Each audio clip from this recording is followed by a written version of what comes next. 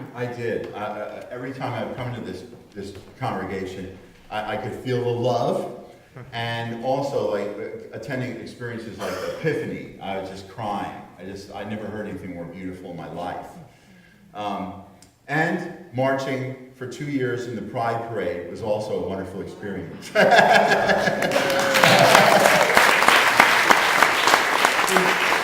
Basically, Christine's coming out wasn't just great for her, it liberated me. It liberated me from a very narrow, confined, and tightly knit worldview that wasn't even working for me anymore. Didn't even solve the basic problems of my life. Christine's experiences and kind of living vicariously through them opened up a whole wider vision of humanity that I could embrace and explore and experience. So it was very liberating for me, a larger vision of people in the world. Now, I don't want this to sound like, beat up on evangelical night or anything, because I know there's a lot of people with a lot of different beliefs here. And at the same time, I'm deciding, I don't know if really the heaven, the hell thing that people need to get saved. For a living, I do nonprofit fundraising, and a number of my clients are like rescue missions for evangelical churches. So I'm sitting here with some guy who's, been a drug addict and an alcoholic and been in jail and would, steal the Christmas presents from his kids under the tree for whatever, And these people would have this experience of hearing the story of Jesus. And when they heard that there's this God who loves them and would forgive them and love them for who they are, their lives were transformed.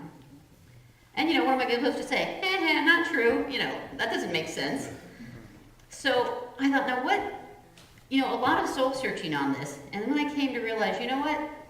I do believe Jesus saves people.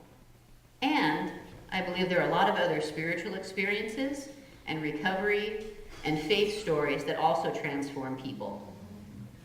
And what I would like to see, because that's still a wonderful community for me, for us, that if we can have a little more of a dialogue around kind of what we have in common. If sometimes we as gay people who feel, kind of beat up by this group, realize, there are people like, Mark and I who've had wonderful spiritual transformations, and that really is the impetus. And I think that many people in the more conservative faith, they didn't really sign up to be, foot soldiers in a new political agenda, necessarily. There's a lot of stuff that comes along with that they may or may not agree with. And if we could get back to focusing on what we do have in common, that would be a nice place for dialogue, when they're not quite so much the enemy, as other people with a different faith tradition, they're trying to figure their thing out too.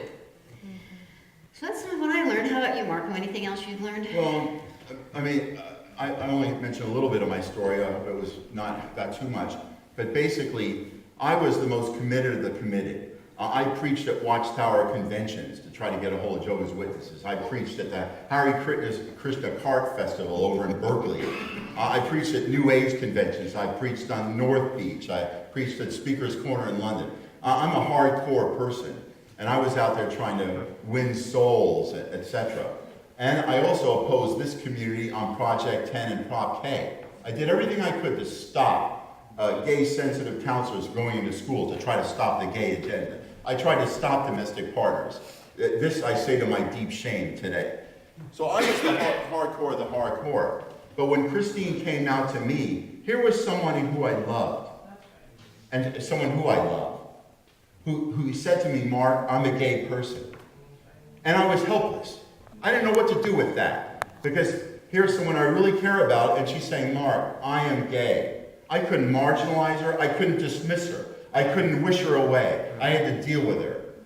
And I realized that just the preciousness of who she is and the preciousness of LGBT people. And that changed my life.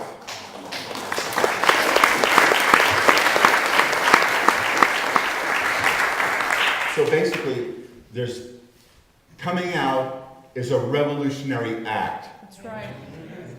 And it stops people like me right in their tracks and makes us think, along with a lot of help.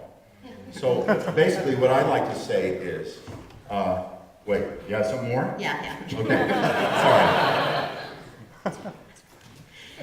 sorry.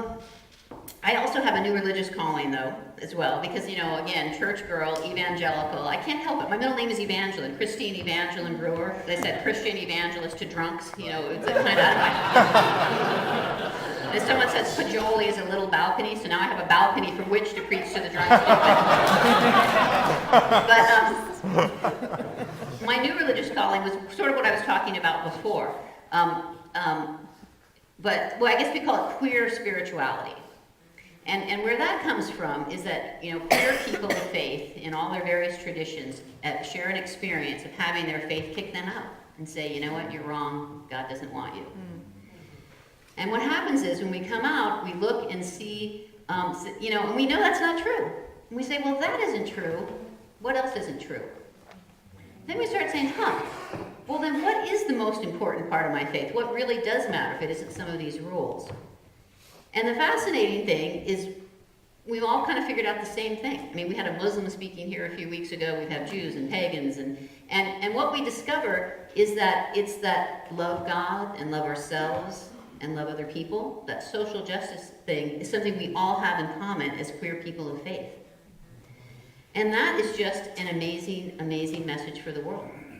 It's why we really can have a communion here with, you know, as I said, Jews, atheists, pagans, Mormons, that can all share that. And that's nowhere else. Where is that? Where else could you go and find that? Mm-hmm. As queer people of faith, we've got an amazing, amazing message, an amazing gift from the divine to share with the world. Right. So that's my new evangelical faith that I've kind of gotten out of it. And I like to just say in conclusion that I'm thrilled to be here tonight in a house of prayer for all peoples and a home for queer spirituality. I just had a marvelous journey over the last 9 years of getting to know, really for the first time, many gay people who I oppose without even knowing who you are. And as I said, I'm deeply ashamed of that, but I've come to the conclusion over the last 9 years that just as God loves me, God loves you. And he made you just who you are. And not only that, but MCC is a very special place. And not just a place for us to be, but a place to go out from and change the world with some really good news.